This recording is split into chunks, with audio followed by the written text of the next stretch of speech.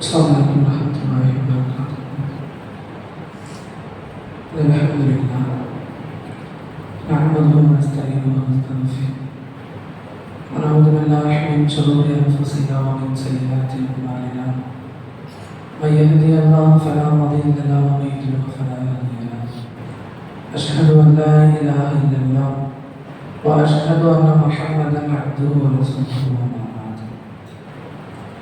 அதேகனாகிய அல்லாஹ்வின் சாந்தையும் சமாதானமும் நம்முடன் மேலாக நேசிக்கக்கூடிய நபிகள் நாயகம் ஸல்லல்லாஹு அலைஹி வஸல்லம் அவர்களின் மீதும் அவர்களின் சொல் செயல் அங்கீகாரத்தை தன்னால் இன்றளவு பின்பற்றி வாழ்ந்து மறைந்த சத்திய சகாபாக்கள் சகாபி பெண்மணிகள் மீதும் தாபீன்கள் தாபீன்கள் குறிப்பாக இந்த உலகத்தில் வாழக்கூடிய அனைத்து முஸ்லிமான மக்கள் மீதும் என்றென்றும் நின்று நிலவட்டுமாக என்று பிரார்த்தித்த வணங்குடைய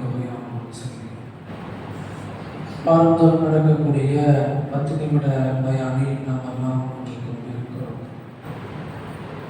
கண்ணியத்திற்குரிய எல்லாம் வல்ல அல்லாஹ்வின் அடியார்களே, சகோதரர்களே, அல்லாஹ் ரப்பல் ஆலமீன் இந்த உலகத்தில் மனித சமுதாயத்தை படைத்து அந்த சமுதாயத்தில் குறிப்பிட்ட நபர்களை இறைவன் தேர்வு செய்து இஸ்லாம் என்று சொல்லக்கூடிய ஒரு அழகிய மார்க்கத்தை நமக்கு கொடுத்திருக்காங்க. இஸ்லாமிய மார்க்கத்தை பின்பற்றக்கூடியவர்கள், இஸ்லாமியர்களாக இருக்கக்கூடியவர்கள் தன் வாழ்க்கையில் எதை நடைமுறைப்படுத்த வேண்டும், எதை செயல்படுத்த வேண்டும், எந்த விஷயத்தை நம் வாழ்க்கையில் செய்துவிடக் கூடாது, இதுவெல்லாம் அழகான முறையில் அல்லாஹ்வும் அவனுடைய இறை தூதரும் நமக்கு அழகான முறையில் பாடம் நடத்துகிறார்கள். இன்றைக்கு என் வாழ்க்கையில் ஒரு கஷ்டம் வந்துவிட்டது என்று சொன்னால், சோதனை வந்துவிட்டது என்று சொன்னால், அந்த சோதனையை சரியான முறையில் எதிர்கொள்ள வேண்டும். என் வாழ்க்கையில் ஒரு கஷ்டத்தை நீங்குவதற்காக நான் மார்க்கத்திற்கு முரணான காரியத்தை ஒருபோதும் செய்துவிடக் கூடாது. இறைவனுக்கு பிடிக்காத காரியத்தை ஒருபோதும் செய்துவிடக் கூடாது. இன்றைக்கு என் வாழ்க்கையில் ஏதாவது கஷ்டம் சோதனை வந்துவிட்டது என்று சொன்னால், இறைவனுக்கு பிடிக்காத மார்க்கத்திற்கு முரணான ஏராளமான செயல்களை செய்யக்கூடிய முஸ்லிம் மக்கள் ஏராளம். சின்ன சின்ன விஷயமாக இருந்தாலும் சரி, அதை பெரிதாக நினைத்துக் கொண்டு மார்க்கத்தை விட்டு தடம் பொருளக்கூடிய மக்களாக இருக்கிறார். உதாரணத்திற்கு சொல்வதாக இருந்தால், இந்த திருமணத்தை எடுத்துக்கள். இந்த திருமணம் எப்படி செய்ய வேண்டும், எப்படி நடத்த வேண்டும் என்பதையெல்லாம் அல்லாஹ்வின் தூதர் அழகான முறையில் நமக்கு வழிகாட்டி இருக்கிறார்கள். எளிமையில் திருமணம் செய்யக்கூடிய அந்த திருமணத்தில் பரக்கத்து இருக்கிறது.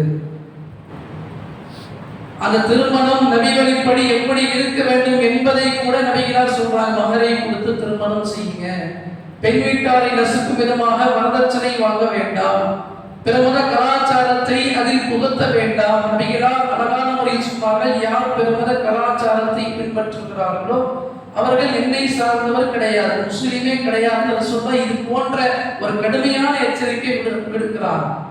ஆனா இதெல்லாம் தெரிந்தும் அறிந்தும் இன்றைக்கு பல முஸ்லிம் மக்கள் இந்த திருமண விஷயத்துல நாம அலட்சிய போக்கா இருக்கிறோமா இல்லையா?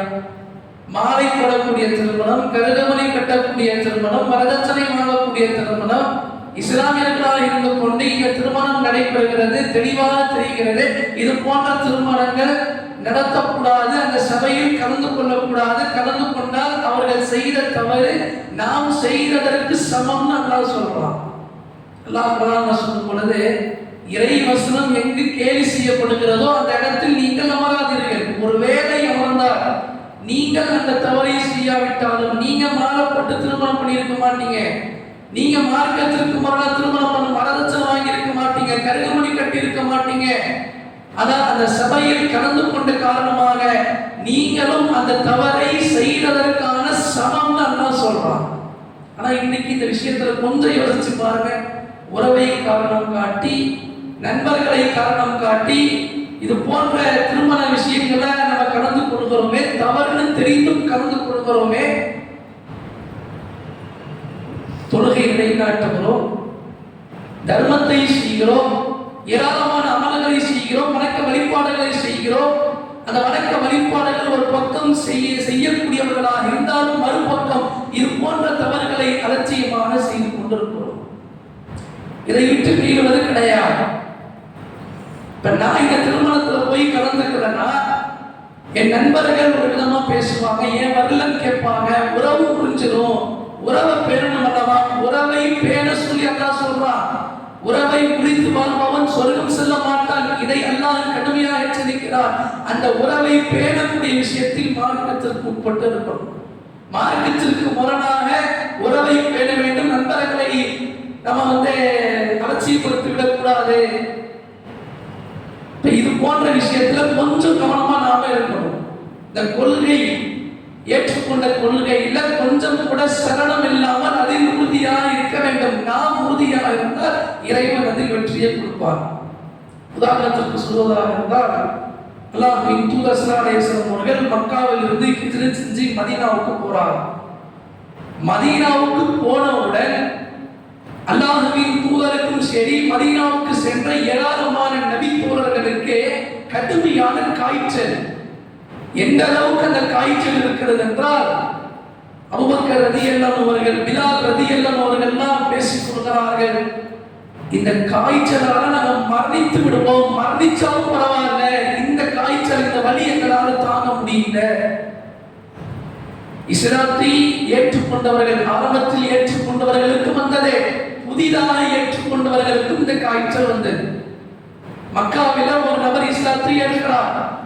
இஸ்லாத்தை ஏற்று மதீனாவுக்கு ஹிஜ்ரத் செஞ்சு போறாரு. அவருக்கும் இந்த காய்ச்சல் வந்து விட்டது.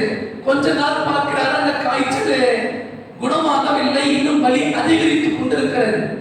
உடனே என்ன செய்யறாருன்னா, மதீனாவுக்கு வந்ததாலதான் எனக்கு உடல்நிலை இது போன்று ஆகிவிட்டது, எனக்கு காய்ச்சல் அதிகமாகிவிட்டது, இஸ்லாத்தை விட்டு வெளியில போயிட்டா, மதீனாவை விட்டு வெளியில போயிட்டா எனக்கு ஏற்பட்ட நோயை குணமாகிவிடும் என்ற ஒரு கேள்வி எண்ணம் அவருடைய உள்ளத்தில் வந்தவுடன் நேரா ரசூலுல்லாஹ் கிட்ட போறார்.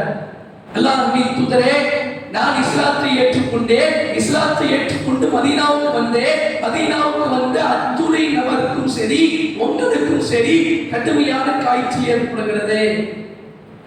அந்த வலி எங்களால் தாங்க முடியல, உங்களாலையும் தாங்க முடியல. அதனால் இந்த நிமிடம் நான் இஸ்லாத்தை விட்டு வெளியே செல்கிறேன், இந்த மதீனாவை விட்டு வெளியே செல்கிறேன். ரசூலுல்லாஹ் கிட்ட சொல்லிட்டு இஸ்லாத்தை ஏற்றுக்கொண்ட அந்த நபர் இந்த காய்ச்சல் வந்ததுனால, தனக்கு ஒரு கஷ்டம் ஏற்பட்டதனால் ஏற்றுக்கொண்ட கொள்கையில் உறுதியாக இல்லாமல் இஸ்லாத்தை விட்டு வெளியில போயிட்டார், மதீனாவை விட்டு வெளியே சென்று விட்டார். அழகான முறையில் ஒரு வார்த்தை சொன்னார்கள், இந்த மதீனா அசுத்தமானவர்களை வெளியேற்றிவிடும். எல்லாருக்கும் ஏற்பட்டது காய்ச்சல். அந்த காய்ச்சல் மூலியமாக மரணம் செருப்பு வாரை விட மிகவும் நெருக்கமாக இருக்கிறது பிலால் ரலி சொன்னார். இதுக்கு மரணிச்சது அந்த அளவுக்கு காய்ச்சல், அந்த அளவுக்கு வலி. ஆனால் மற்ற நபித்தோழர்கள் தனக்கு ஏற்பட்ட அந்த நோய், தனக்கு ஏற்பட்ட அந்த காய்ச்சலால் அதை தாங்கிக் கொண்டு இஸ்லாத்தின் உறுதியாக இருந்தார்கள், அதில் தடம் புரளவில்லை. ஆனால் மதீனாவுக்கு வந்ததனால், இஸ்லாத்தை ஏற்றுக்கொண்டதனால் எனக்கு நோய் ஏற்பட்டது, காய்ச்சல் வந்ததே, அந்த காய்ச்சல் குணமாகவில்லை. அதனால் மதீனாவை விட்டு அவர் சென்று விட்டார், இஸ்லாத்தை விட்டு சென்று விட்டார். அவர் இஸ்லாத்தை சென்ற அடுத்த வினாடி அவரை விட்டு காய்ச்சல் போய்விட்டது, நோயும் போயிடுச்சு. மதீனாவில் இருந்த ஆரம்பத்தில் ஹிஜ்ரத் செய்த அனைத்து நபர்களுக்கும் காய்ச்சல் இருந்ததே. ஒரு சில தினங்களில் அல்லாஹ் ரப்புல் ஆலமீன் அதையும் குணப்படுத்தினார், நபிகளாருக்கு உட்பட. அப்ப இஸ்லாமிய மார்க்கம் நமக்கு ஒரு செயலை கற்றுக் கொடுத்திருக்கிறது என்றால் அதில் உறுதியாக இருந்தால் அல்லாஹ் அதில் வெற்றியை கொடுப்பார். இன்றைக்கு திருமண விஷயத்துல ஏராளமான நபர்கள் உறுதியாக இருக்கிறதுனால வரக்கூடிய பத்திரிகை எப்படி தெரியுமா இருக்குது, நீங்க கல்யாணத்துக்கு வர மாட்டீங்க, ஒரு நாள் வீட்டுல பொண்ணு மாப்பிள்ளை வந்து பாருங்க. இது ஒரு மாற்றம் எப்படி வந்தது? தவறுன்னு தெரிஞ்சதுனாலதான் இது சொன்னாங்க. வரதட்சணை வாங்குவது தப்பு, மாலை போடுவது தப்பு, கருகுமணி கட்டுவது தப்பு. நீங்க திருமண சபையில நீங்க கலந்துக்க மாட்டீங்க. ஆனால் திருமணம் முடிந்து ஒரு சில நாட்கள் கழித்தாவது எங்கள் வீட்டு பெண்ணையோ மணமகனையோ பாருங்கள், அவர்களுக்காக துஆ செய்யுங்கள். இது போன்ற அழைப்பே வருகிறது என்றால் இது ஒரு மாற்றம். அப்ப அல்லாஹ்வின் தூதர் எந்த செயலை நமக்கு கற்றுக் கொடுத்தார்களோ அதை நம் வாழ்க்கையில் நடைமுறைப்படுத்துவதற்கு முயற்சி செய்வோம். உறவை காரணம் காட்டி, நண்பர்களை காரணம் காட்டி, மார்க்கத்திற்கு முரணான சபைகளில் கலந்து கொண்டால் அலட்சியமாக நாம் கடந்து செல்லுகிறோம். ஆனால் அந்த தவறு நாம் செய்ததற்கு சமம். இதை உள்ளத்தில் ஆழமாக பதிய வைத்துக் கொண்டு இறைவன் சொன்ன அடிப்படையில் நம் வாழ்க்கையில் அமல்களையும் வணக்கங்களையும் அதிகப்படுத்துவோம். இறைவன் தடுத்த சபையை விட்டு ஒதுங்கி இருப்போம். இதன் மூலமாக நாளை வறுமையில் வெற்றி பெறக்கூடிய வாய்ப்பை அல்லாஹ் நம் அனைவருக்கும் ஏற்படுத்துவானாக என்று பிரார்த்தனை செய்து எனது நிறைவு செய்கிறேன். வாஹிர் தவானா அல்ஹம்துலில்லாஹி ரப்பில் ஆலமீன்.